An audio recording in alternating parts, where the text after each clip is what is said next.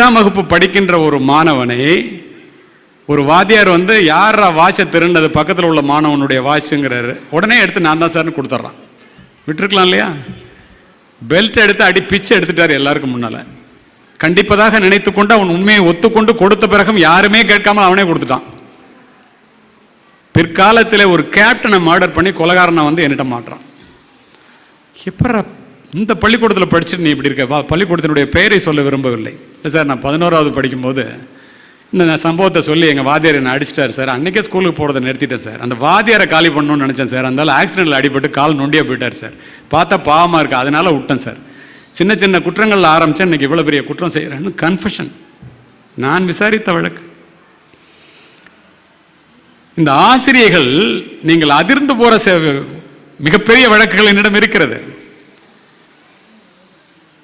நான் திருச்சியினுடைய எஸ்பி மணப்பாறையில் ஒரு பள்ளிக்கூடத்திற்கு முன்னாடி, பள்ளிக்கூடத்தினுடைய பெயரை சொல்ல விரும்பவில்லை, மிகப்பெரிய இன்ஸ்டிடியூஷன், கிட்டத்தட்ட 70 ஆண்டுகள் இருக்கின்ற இன்ஸ்டிடியூஷன் இன்னைக்கு இருக்கு. அந்த இன்ஸ்டிடியூஷனில் 5000 பேர் ரோடு மறியல் பண்ணிட்டாங்க சார். யாருமே மதுரைக்கு போக முடியல, எங்கேயும் போக முடியல.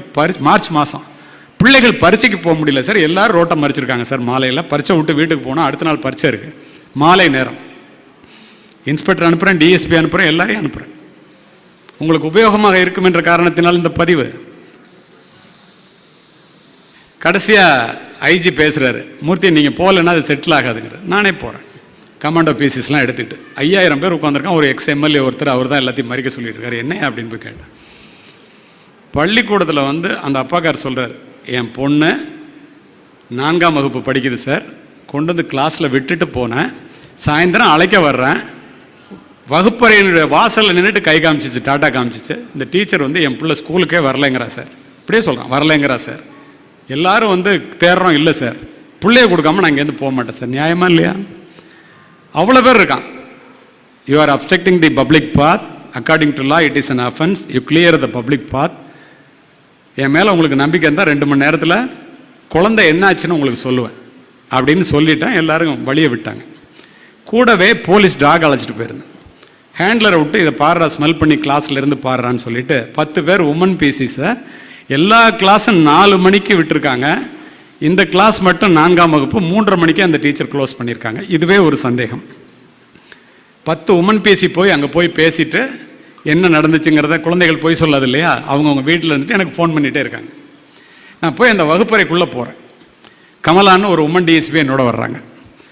நம்ம அந்த பீரோவை பாரு அப்படின்னு. அப்படி பீரோவை திறந்தாங்க. அதுலேருந்து ஒரு செருப்பு கீழே விழுந்துச்சு. ஐயோ, என் பிள்ளையோட செருப்பு சார், என் பிள்ளையோட செருப்பு சார்னு தலையில் அடிச்சுக்கிறாரு அந்த அப்பா. ஷூ போடுற பள்ளிக்கூடம் அது.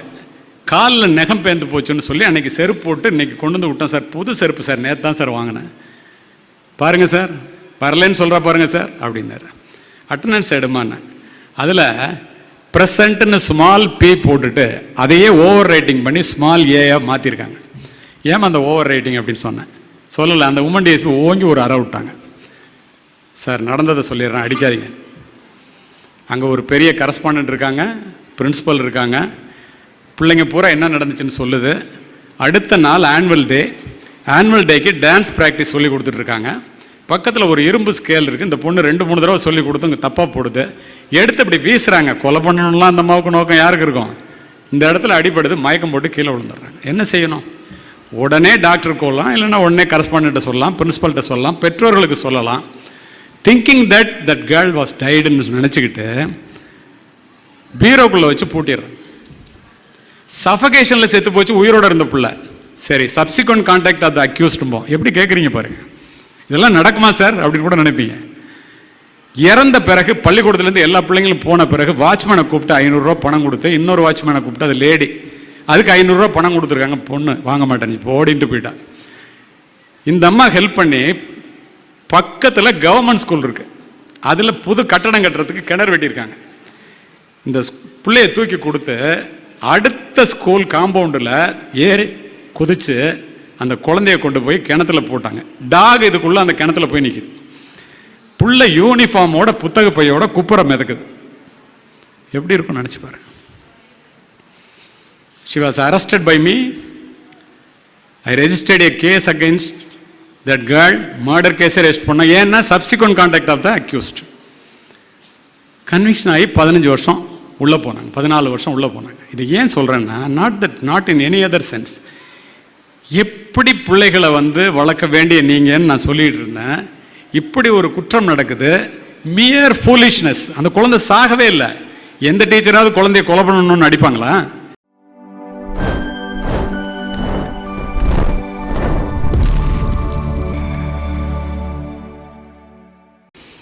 நினைத்து பாருங்கள், உண்மையா இல்லை என்று. அப்படி என்றால் இந்த ஆசிரியர் பணியினுடைய மகத்துவம் எவ்வளவு பெரியது என்று பாருங்கள். உங்களுக்கு ஒன்றை நான் காவல்துறை அதிகாரியாக பதிவு செய்ய விரும்புகின்றேன்.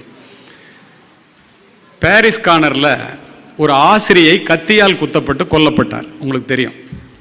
கன்னியாகுமரியில் ஒரு சர்ச்சில் ஒரு ஆசிரியை ஒரு மாணவன் கத்தியால் குத்தி விட்டான். திருப்பூரில் ஒரு ஆசிரியரை ஒரு மாணவன் ஓங்கி அரைஞ்சிட்டான். நான் ஏதோ உங்களை சிரிக்க வைப்பதற்காக அழைக்கப்பட்டவன் அல்ல, சிந்திக்க வைப்பதற்காக அழைக்கப்பட்டவன். அத்தனை பேருடைய கன்ஃபஷன் ஸ்டேட்மெண்ட்டையும் படிச்சுட்டு உங்கள்கிட்ட பேசுகிறேன். ஒப்புதல் வாக்கு மூலம் அதில் என்ன சொல்லப்பட்டிருக்குங்கிறத நான் அப்புறம் சொல்கிறேன் உங்களுக்கு. அருமை ஆசிரியர் பெருமக்களே, எல்லோருமே நீங்கள் மாணவர்கள் தவறு செய்யும் போது மாணவர்களை கண்டிக்க வேண்டும் என்றால் தனியாக அழைத்து கண்டியுங்கள். பாராட்ட வேண்டும் என்றால் எல்லோருக்கும் முன்னால் பாராட்டுங்கள். தயவு செய்து மாற்றி செய்து விடாதீர்கள். எல்லோருக்கும் முன்னால் நீங்கள் கண்டிக்கும் போது எல்லோருக்கும் முன்னால் தான் அவமானப்படுத்தப்பட்டேன், அசிங்கப்படுத்தப்பட்டேன் என்று அவனுடைய மனதிலே வன்மம் உண்டாகி விடுகிறது. அதனால் தான் இதை செய்தேன் என்று அத்தனை பேரும் கன்ஃபெஷனில் சொல்லியிருக்கான். நினைச்சு பாருங்க. 8ஆம் வகுப்பு படிக்கின்ற ஒரு மாணவனை ஒரு வாத்தியார் யாரா வாட்சை திருண்டது பக்கத்தில் உள்ள மாணவனுடைய வாட்சுங்கிறாரு. உடனே எடுத்து நான் தான் சார்னு கொடுத்துட்றான். விட்டுருக்கலாம் இல்லையா? பெல்ட் எடுத்து அடி பிச்சு எடுத்துட்டார் எல்லாருக்கும் முன்னால. கண்டிப்பதாக நினைத்து கொண்டு அவன் உண்மையை ஒத்துக்கொண்டு கொடுத்த பிறகும் யாருமே கேட்காமல் அவனே கொடுத்துட்டான். பிற்காலத்தில் ஒரு கேப்டனை மர்டர் பண்ணி கொலைகாரனை என்கிட்ட மாட்டுறான். எப்பற இந்த பள்ளிக்கூடத்தில் படிச்சுட்டு நீ இப்படி இருக்க? பள்ளிக்கூடத்தினுடைய பெயரை சொல்ல விரும்பவில்லை. இல்லை சார், நான் 11ஆவது படிக்கும்போது இந்த சம்பவத்தை சொல்லி எங்கள் வாத்தியார் என்னை அடிச்சிட்டார் சார். அன்றைக்கே ஸ்கூலுக்கு போகிறத நிறுத்திட்டேன் சார். அந்த வாத்தியாரை காலி பண்ணணும்னு நினச்சேன் சார். அதனால ஆக்சிடென்ட்டில் அடிபட்டு கால் நொண்டியாக போயிட்டார் சார். பார்த்தா பாவமாக இருக்குது, அதனால விட்டேன் சார். சின்ன சின்ன குற்றங்கள் ஆரம்பித்தேன், இன்றைக்கி இவ்வளோ பெரிய குற்றம் செய்கிறேன்னு கன்ஃபெஷன். நான் விசாரித்த வழக்கு. இந்த ஆசிரியர்கள் நீங்கள் அதிர்ந்து போகிற மிகப்பெரிய வழக்குகள் என்னிடம் இருக்கிறது. நான் திருச்சியினுடைய எஸ்பி மணப்பாறையில் ஒரு பள்ளிக்கூடத்திற்கு முன்னாடி, பள்ளிக்கூடத்தினுடைய பெயரை சொல்ல விரும்பவில்லை, மிகப்பெரிய இன்ஸ்டிடியூஷன், கிட்டத்தட்ட 70 ஆண்டுகள் இருக்கின்ற இன்ஸ்டிடியூஷன் இன்னைக்கு இருக்கு. அந்த இன்ஸ்டிடியூஷனில் 5000 பேர் ரோடு மறியல் பண்ணிட்டாங்க சார். யாருமே மதுரைக்கு போக முடியல, எங்கேயும் போக முடியல. மார்ச் மாதம் பிள்ளைகள் பரீட்சைக்கு போக முடியல சார். எல்லாரும் ரோட்டை மறிச்சிருக்காங்க சார். மாலையில் பரீட்சை விட்டு வீட்டுக்கு போனால் அடுத்த நாள் பரீட்சை இருக்குது. மாலை நேரம் இன்ஸ்பெக்டர் அனுப்புகிறேன், டிஎஸ்பி அனுப்புகிறேன், எல்லாரையும் அனுப்புகிறேன். உங்களுக்கு உபயோகமாக இருக்கும் என்ற காரணத்தினால் இந்த பதிவு. கடைசியாக ஐஜி பேசுகிறாரு, மூர்த்தி நீங்கள் போகலன்னா அது செட்டில் ஆகாதுங்கிறார். நானே போகிறேன். கமாண்டோ பீசிஸ்லாம் எடுத்துகிட்டு 5000 பேர் உட்காந்துருக்கான். ஒரு எம்எல்ஏ ஒருத்தர், அவர் தான் எல்லாத்தையும் மறிக்க சொல்லிட்டு இருக்காரு. என்ன அப்படின்னு போய் கேட்டேன். பள்ளிக்கூடத்தில் அந்த அப்பாக்கார் சொல்கிறார், என் பொண்ணு 4ஆம் வகுப்பு படிக்குது சார். கொண்டு கிளாஸில் விட்டுட்டு போனேன். சாயந்தரம் அழைக்க வர்றேன். வகுப்பறையினுடைய வாசலில் நின்றுட்டு கை காமிச்சிச்சு, டாட்டா காமிச்சிச்சு. இந்த டீச்சர் என் பிள்ளை ஸ்கூலுக்கே வரலைங்கிறா சார். இப்படியே சொல்கிறான், வரலைங்கிறா sir.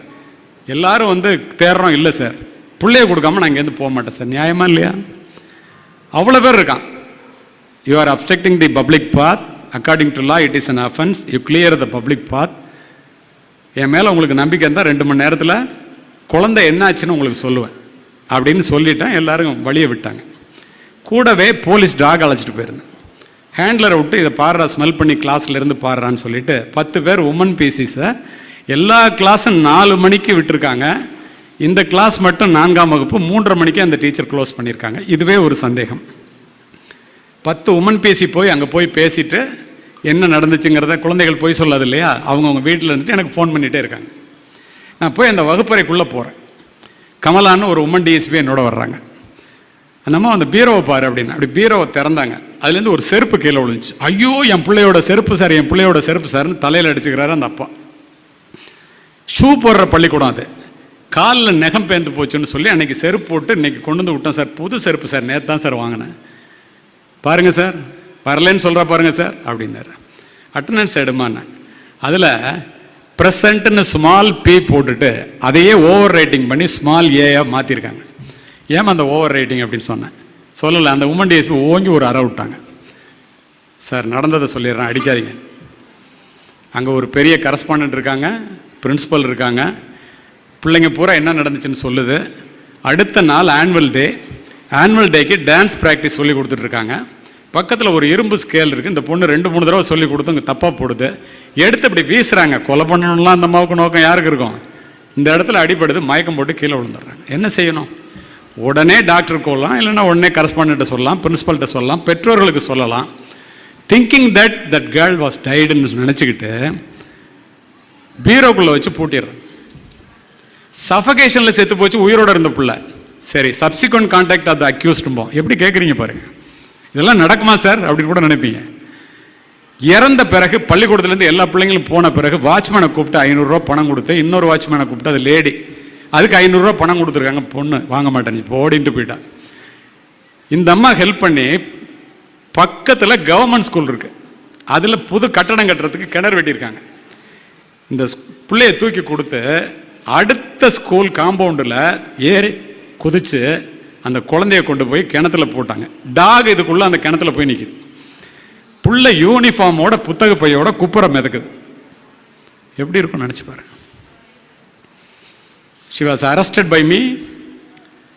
I registered a case against that girl. Murder கேஸை ரெஜிஸ்டர் பண்ண. ஏன்னா subsequent contact of the accused. Conviction ஆகி 15 வருஷம் உள்ளே போனாங்க, 14 வருஷம் உள்ளே போனாங்க. இது ஏன் சொல்கிறேன்னா, not in any other sense.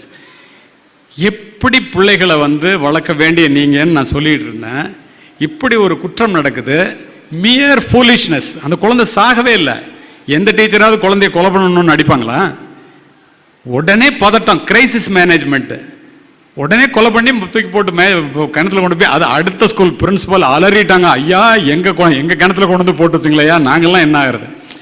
So இதை எதுக்கு இந்த இடத்துல நான் சொல்கிறேன்னா, அருமை ஆசிரியர் பெருமக்களே, இந்த ஆசிரியர் பணி என்பது மிகவும் மகத்தான பணி. திரும்ப திரும்ப நான் அதனை சொல்லுவதற்கு காரணம், அதை நீங்கள் எப்படி உள்வாங்கிக் கொள்ள வேண்டும் என்பதற்காகத்தான் இத்தனை பதிவுகளையும் மாற்றி மாற்றி நான் உங்களிடம் சொல்லிக் கொண்டிருக்கின்றேன். ஒரு ஆசிரியர் தவறு செய்தால் என்ன நடக்கும்? ஒரு மாணவன் தவறு செய்தால் அவனுடைய எதிர்காலம் பாதிக்கும். பெற்றோர்கள் தவறு செய்தால் அந்த வீட்டினுடைய எதிர்காலம் பாதிக்கும். ஆசிரியர்கள் தவறு செய்தால் இந்த நாட்டினுடைய எதிர்காலமே பாதிக்கும் அல்லவா? அப்படி மிகப்பெரிய பணியிலே தேர்வு செய்யப்பட்ட ஆசிரியர்களாக நீங்கள் இங்கே வந்திருக்கிறீர்கள் என்றால் எவ்வளவு பெரிய சாதனைக்குரியவர்கள் நீங்கள்.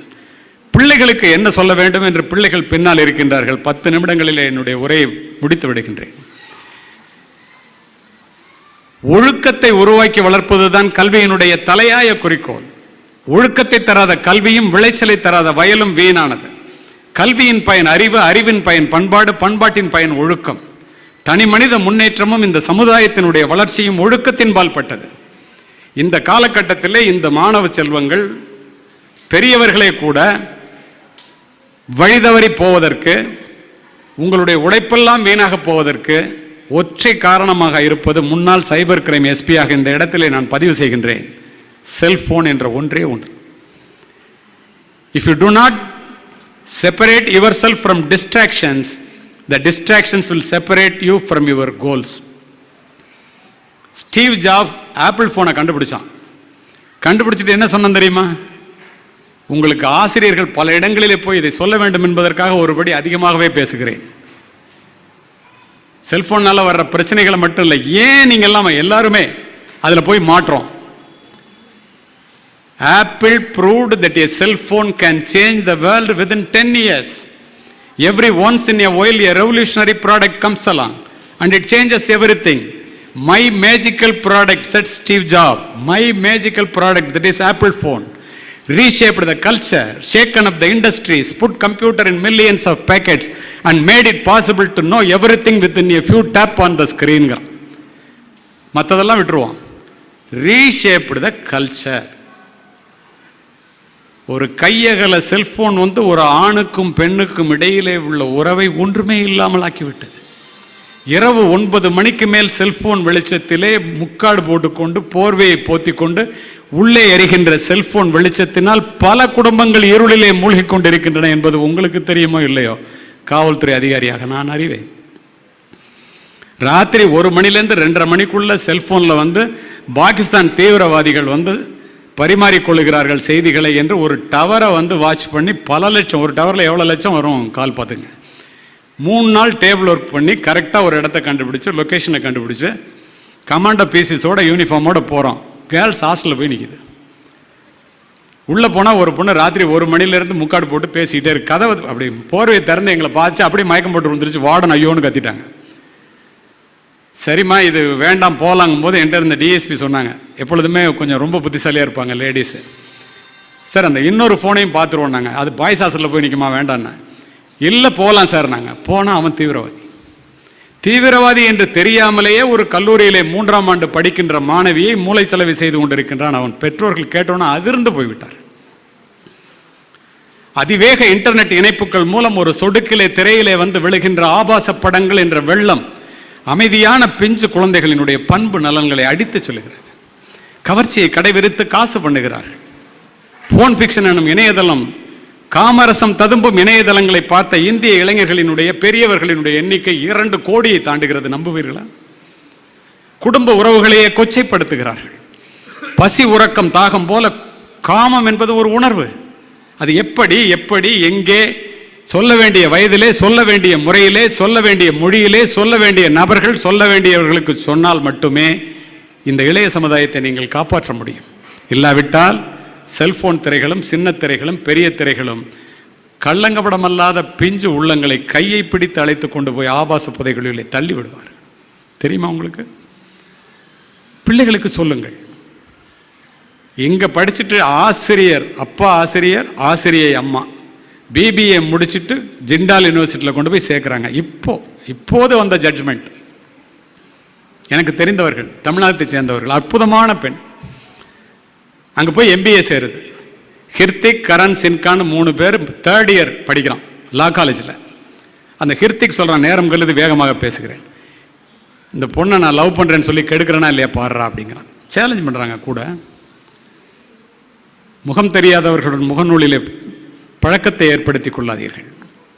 ஆசிரியர்களாக இருந்தாலும் கூட தன்னுடைய தனிமையை பகிர்ந்து கொள்வதற்காக யாருடனும் தெரியாதவர்களுடன் தொடர்பு கொள்ளாதீர்கள். Highly dangerous. Nothing is secret in the digital. வாட்ஸ்அப்பில் பேசினா ரொம்ப சீக்ரெட். அமேசான் நிறுவனத்தோட ஓனர் ஜெஃப் பெசோஸ் 8000 கோடிகளுக்கு அதிபதி.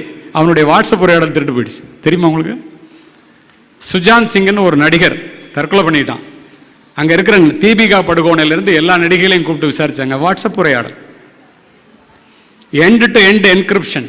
பேசுகிறவன் பூட்டு போட்டு அனுப்புகிறான், அங்கே சாவி வச்சு திறக்கிறான், அவ்வளோதான். அந்த இன்ஸ்ட்ருமெண்ட்டுக்கு போனாக்கா அதில் என்கிரிப்ஷன் கிடையாது. எத்தனை பேருக்கு தெரியும்? டெலிட் ஃபார் ஆல் கொடுத்துட்டேன்டி, எல்லாமே போயிடுச்சு. கண்ணை மூடிக்கிட்டா போனால் உலகம் இருண்டு போச்சுங்கிற மாதிரி. மாட்டாத வரைக்கும் பிரச்சனை இல்லை, ஆப்டவுனுக்கு அஷ்டமத்தில் சனி. இதை எதற்காக சொல்லுகின்றேன் என்றால், இப்படிப்பட்ட இந்த செல்போன் உரையாடலில் இந்த செல்போனை வந்து எப்படி பயன்படுத்தணும் என்பதை மாணவர்களுக்கு நீங்கள் சொல்லித்தர வேண்டியது காலத்தினுடைய கட்டாயமாக மாறிப்போய் விட்டது.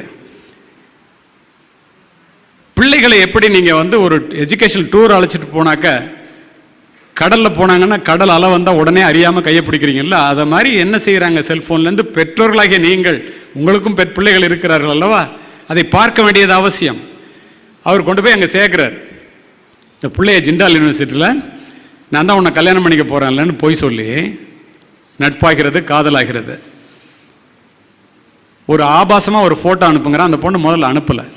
Repeated request. ரொம்ப மனசு இறங்கி போய் உன்னை போல் அழக யாரும் இல்லை அப்படின்னு முடிஞ்சு போச்சு. இல்லை, உடனே குளிக்கும் போது ஒரு ஃபோட்டோ எடுத்து அனுப்பிச்சிட்றான்.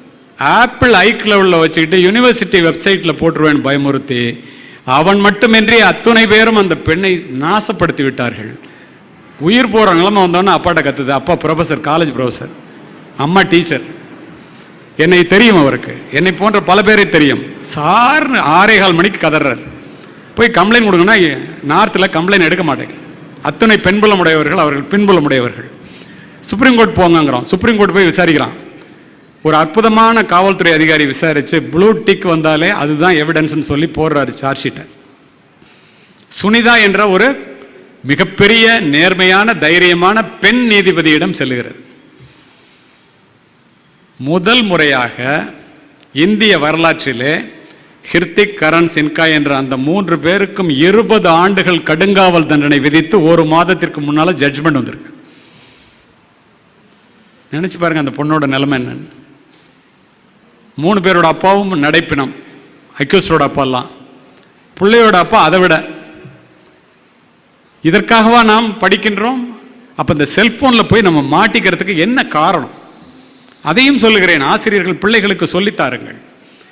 இந்தியாவிலே ஒரு நாளைக்கு 150லிருந்து 300 முறை இளைஞர்களும் பெரியவர்களும் செல்போனை எடுத்து பார்க்குறோமா ஒரு நாளைக்கு. இல்லைனாக்கா ஓசோனில் ஓட்ட விழுந்துரும், இல்லைன்னா உக்ரைனில் குண்டு போட்டுருவான். காலையில் எந்திரிச்சோன்னே செல்ஃபோனை தர்றது, ராத்திரி படுக்கைக்கு செல்ஃபோனோட போகிறது. நினைத்து பாருங்கள். ஓடிக்கொண்டிருப்பது கடிகார முள்ளல்ல நம்முடைய வாழ்க்கை. இதை பிள்ளைகளுக்கு யார் சொல்லித் தருவது? அது மட்டுமா? இந்த செல்போன் என்ற ஒன்றிலே ஒரு நாளைக்கு 3 மணி நேரத்திலிருந்து 6 மணி நேரம் இந்த இந்தியர்கள் செலவு செய்கிறார்கள். மார்க் ஜூக்கம்பெர்க்னு ஃபேஸ்புக்கோட நிறுவனரை கூப்பிட்டு அமெரிக்க செனட்டில் கேட்குறான், ஃபேஸ்புக்கில் கோடி கோடியாக கொட்டுறியே எப்பட்றான்னு. சிரிச்சுக்கிட்டே சொல்கிறான், எங்களுடைய மிகப்பெரிய வருமானமே ஊடகங்களுக்கு தவிர்க்க முடியாதபடி ஒளிருகின்ற விளம்பரங்கள் தான் அப்படிங்கிறான். விளம்பரத்தை பார்க்காமல் எந்த செய்தியையும் நீங்கள் பார்க்க முடியாது, அத்துணையும் குப்பை செய்திகள் உட்பட. இதற்காகவா நாம் நம்முடைய நேரத்தை வீணாக்க வேண்டும்? ஒரு ஃபேஸ்புக்கில் நீங்கள் ஒரு படத்தை அப்லோட் பண்ணீங்கன்னா உங்களுடைய உளவியலை அவர்கள் தெரிந்து வைத்திருக்கிறார்கள். மிகப்பெரிய புத்திசாலிகளால் செல்போன் அப்ளிகேஷன்ஸ் வடிவமைக்கப்படுகிறது. கோடிக்கணக்கான ரூபாய்களை கொட்டி உங்களுடைய நேரத்தையும் உங்களுடைய கவனத்தையும் செல்போனிலே குவிப்பது எப்படி? ரூம் போட்டு விசாரிக்கிறான், திங்க் பண்ணுறான்.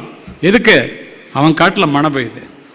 ரீடு ஹேஸ்டிங்கிட்ட போய் கேட்குறாங்க, நெட்ஃப்ளிக்ஸ் நிறுவனத்தினுடைய சிஇஓ, உனக்கு யூடியூப்பா ஃபேஸ்புக்கா எதிராக போட்டினா? அதெல்லாம் ஒன்றும் இல்லை, இந்த இந்திய மக்கள் எல்லாருடைய பகல் நேரத்தையும் நான் எடுத்துட்டேன், ராத்திரியில் அவங்க தூங்குறதை கெடுக்கிறதுக்கு யோசிக்கிறேன், அதுக்கு தான் நைட் மோட் பிளாக் மோடெல்லாம் கொடுக்குறேன், இன்னும் முழுசாக வெற்றி அடையலைங்கிறான். எத்தனை பேருக்கு தெரியும்? எப்படி நம்முடைய நேரத்தை அவர்கள் பணம் செய்கிறார்கள், நம்முடைய வாழ்க்கையில் எப்படி நாம் தோற்று போகிறோம்? இதையெல்லாம் யார் சொல்லுவது? எப்படி மாணவர்கள் அறிவார்கள்? பெரியவர்களுக்கே தெரிவதில்லையே. தயவுசெய்து ஆசிரியர் பெருமக்களே, பிள்ளைகளுக்கு படிக்கும்போது நீங்கள் சொல்ல வேண்டிய ஒன்றை சொல்லி முடிக்கின்றேன்.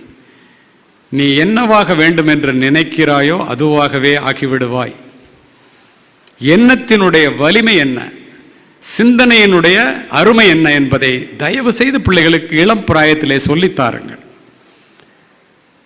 உயிர் எப்படி எண்ணின அவ்வுயிர்க்கு அப்படி அளித்தருள் பெருஞ்சோதி என்கிறார் ராமலிங்க அடிகளார். உங்களுக்கும் சேர்த்தே இது மிக பொருந்தும்.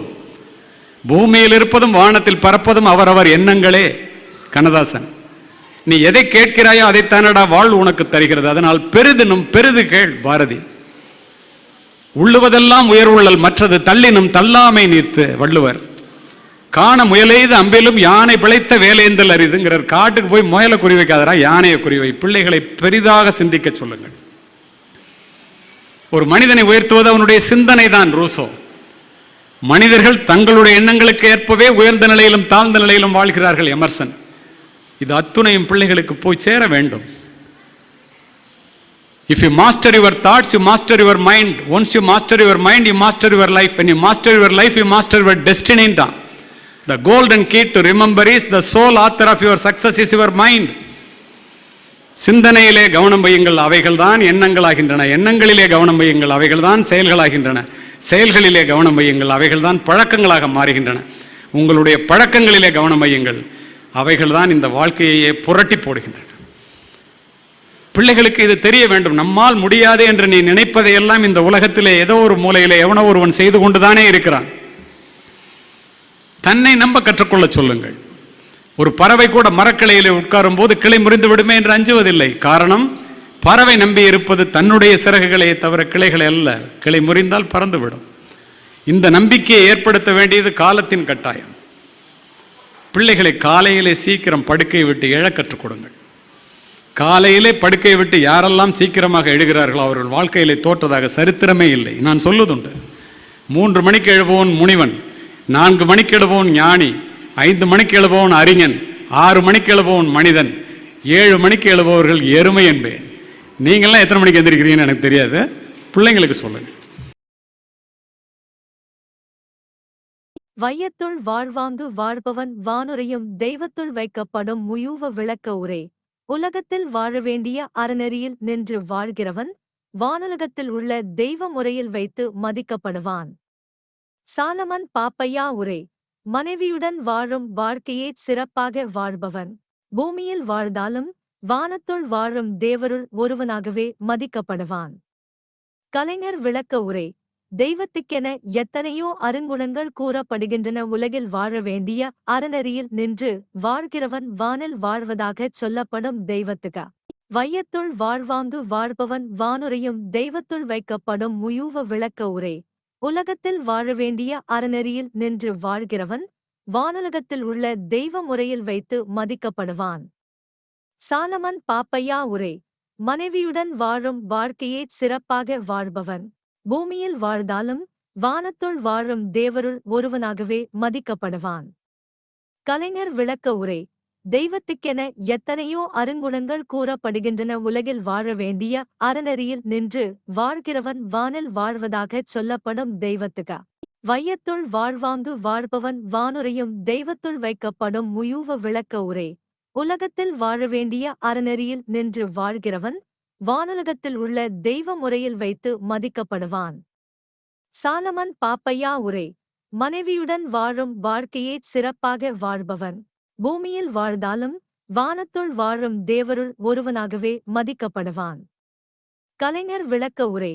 தெய்வத்துக்கென எத்தனையோ அருங்குணங்கள் கூறப்படுகின்றன. உலகில் வாழ வேண்டிய அறநெறியில் நின்று வாழ்கிறவன் வானில் வாழ்வதாகச் சொல்லப்படும் தெய்வத்துக்கா. வையத்துள் வாழ்வாங்கு வாழ்பவன் வானுரையும் தெய்வத்துள் வைக்கப்படும் முயூவ விளக்க உரை. உலகத்தில் வாழ வேண்டிய அறநெறியில் நின்று வாழ்கிறவன் வானுலகத்தில் உள்ள தெய்வ முறையில் வைத்து மதிக்கப்படுவான். சாலமன் பாப்பையா உரை. மனைவியுடன் வாழும் வாழ்க்கையே சிறப்பாக வாழ்பவன் பூமியில் வாழ்ந்தாலும் வானத்துள் வாழும் தேவருள் ஒருவனாகவே மதிக்கப்படுவான். கலைஞர் விளக்க உரை. தெய்வத்துக்கென எத்தனையோ அருங்குணங்கள் கூறப்படுகின்றன. உலகில் வாழ வேண்டிய அறநெறியில் நின்று வாழ்கிறவன் வானில் வாழ்வதாகச் சொல்லப்படும் தெய்வத்துக்கா. வையத்துள் வாழ்வாங்கு வாழ்பவன் வானுரையும் தெய்வத்துள் வைக்கப்படும் முயூவ விளக்க உரை. உலகத்தில் வாழ வேண்டிய அறநெறியில் நின்று வாழ்கிறவன் வானுலகத்தில் உள்ள தெய்வ முறையில் வைத்து மதிக்கப்படுவான். சாலமன் பாப்பையா உரை. மனைவியுடன் வாழும் வாழ்க்கையே சிறப்பாக வாழ்பவன் பூமியில் வாழ்ந்தாலும் வானத்துள் வாழும் தேவருள் ஒருவனாகவே மதிக்கப்படுவான். கலைஞர் விளக்க உரை. தெய்வத்துக்கென எத்தனையோ அருங்குணங்கள் கூறப்படுகின்றன. உலகில் வாழ வேண்டிய அறநெறியில் நின்று வாழ்கிறவன் வானில் வாழ்வதாகச் சொல்லப்படும் தெய்வத்துக்கா. வையத்துள் வாழ்வாங்கு வாழ்பவன் வானுரையும் தெய்வத்துள் வைக்கப்படும் முயூவ விளக்க உரை. உலகத்தில் வாழ வேண்டிய அறநெறியில் நின்று வாழ்கிறவன் வானுலகத்தில் உள்ள தெய்வ முறையில் வைத்து மதிக்கப்படுவான். சாலமன் பாப்பையா உரை. மனைவியுடன் வாழும் வாழ்க்கையே சிறப்பாக வாழ்பவன் பூமியில் வாழ்ந்தாலும் வானத்துள் வாழும் தேவருள் ஒருவனாகவே மதிக்கப்படுவான். கலைஞர் விளக்க உரை. தெய்வத்துக்கென எத்தனையோ அருங்குணங்கள் கூறப்படுகின்றன. உலகில் வாழ வேண்டிய அறநெறியில் நின்று வாழ்கிறவன் வானில் வாழ்வதாகச் சொல்லப்படும் தெய்வத்துக்கா. வையத்துள் வாழ்வாங்கு வாழ்பவன் வானுரையும் தெய்வத்துள் வைக்கப்படும் முயூவ விளக்க உரை. உலகத்தில் வாழ வேண்டிய அறநெறியில் நின்று வாழ்கிறவன் வானுலகத்தில் உள்ள தெய்வ முறையில் வைத்து மதிக்கப்படுவான். சாலமன் பாப்பையா உரை. மனைவியுடன் வாழும் வாழ்க்கையே சிறப்பாக வாழ்பவன் பூமியில் வாழ்ந்தாலும் வானத்துள் வாழும் தேவருள் ஒருவனாகவே மதிக்கப்படுவான். கலைஞர் விளக்க உரை. தெய்வத்துக்கென எத்தனையோ அருங்குணங்கள் கூறப்படுகின்றன. உலகில் வாழ வேண்டிய அறநெறியில் நின்று வாழ்கிறவன் வானில் வாழ்வதாகச் சொல்லப்படும் தெய்வத்துக்கா. வையத்துள் வாழ்வாங்கு வாழ்பவன் வானுரையும் தெய்வத்துள் வைக்கப்படும் முயூவ விளக்க உரை. உலகத்தில் வாழ வேண்டிய அறநெறியில் நின்று வாழ்கிறவன் வானுலகத்தில் உள்ள தெய்வ முறையில் வைத்து மதிக்கப்படுவான். சாலமன் பாப்பையா உரை. மனைவியுடன் வாழும் வாழ்க்கையே சிறப்பாக வாழ்பவன் பூமியில் வாழ்ந்தாலும் வானத்துள் வாழும் தேவருள் ஒருவனாகவே மதிக்கப்படுவான். கலைஞர் விளக்க உரை. தெய்வத்துக்கென எத்தனையோ அருங்குணங்கள் கூறப்படுகின்றன. உலகில் வாழ வேண்டிய அறநெறியில் நின்று வாழ்கிறவன் வானில் வாழ்வதாகச் சொல்லப்படும் தெய்வத்துக. வையத்துள் வாழ்வாங்கு வாழ்பவன் வானுரையும் தெய்வத்துள் வைக்கப்படும் முயூவ விளக்க உரை. உலகத்தில் வாழ வேண்டிய அறநெறியில் நின்று வாழ்கிறவன் வானுலகத்தில் உள்ள தெய்வ முறையில் வைத்து மதிக்கப்படுவான். சாலமன் பாப்பையா உரை. மனைவியுடன் வாழும் வாழ்க்கையே சிறப்பாக வாழ்பவன் பூமியில் வாழ்ந்தாலும் வானத்துள் வாழும் தேவருள் ஒருவனாகவே மதிக்கப்படுவான். கலைஞர் விளக்க உரை. தெய்வத்துக்கென எத்தனையோ அருங்குணங்கள் கூறப்படுகின்றன. உலகில் வாழ வேண்டிய அறநெறியில் நின்று வாழ்கிறவன் வானில் வாழ்வதாகச் சொல்லப்படும் தெய்வத்துக. வையத்துள் வாழ்வாங்கு வாழ்பவன் வானுரையும் தெய்வத்துள் வைக்கப்படும் முயூவ விளக்க உரை. உலகத்தில் வாழ வேண்டிய அறநெறியில் நின்று வாழ்கிறவன் வானுலகத்தில் உள்ள தெய்வ முறையில் வைத்து மதிக்கப்படுவான். சாலமன் பாப்பையா உரை. மனைவியுடன் வாழும் வாழ்க்கையே சிறப்பாக வாழ்பவன் பூமியில் வாழ்ந்தாலும் வானத்துள் வாழும் தேவருள் ஒருவனாகவே மதிக்கப்படுவான். கலைஞர் விளக்க உரை. தெய்வத்துக்கென எத்தனையோ அருங்குணங்கள் கூறப்படுகின்றன. உலகில் வாழ வேண்டிய அறநெறியில் நின்று வாழ்கிறவன் வானில் வாழ்வதாகச் சொல்லப்படும் தெய்வத்துக.